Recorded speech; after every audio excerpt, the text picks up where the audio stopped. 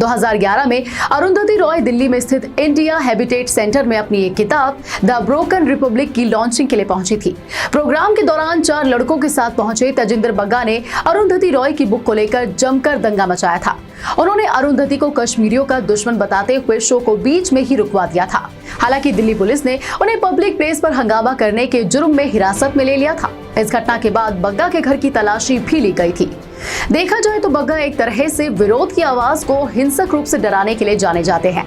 तजिंदर सिंह बग्गा एक social media influencer भी हैं। बग्गा नमो पत्रिका के एडिटर भी हैं। ये एक ऑनलाइन पोर्टल है जो भगत सिंह क्रांति सेना चलाती है। इस पोर्टल पर पीएम मोदी द्वारा चलाए गए प्लान्स और न्यू इनिशिएटिव्स का प्रचार किया जाता है।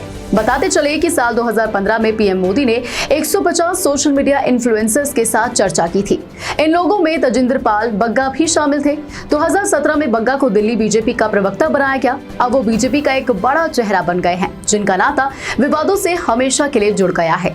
आप देख रहे हैं ग्लोबल नाउ 24/7 और मैं हूं आपके साथ प्रांजल आर्या। अगर आपको वीडियो अच्छी लगी हो तो इसे लाइक करें, शेयर करें और चैनल को सब्सक्राइब करना ना भूलें। देखते रहिए ग्लोबल नाउ 24/7।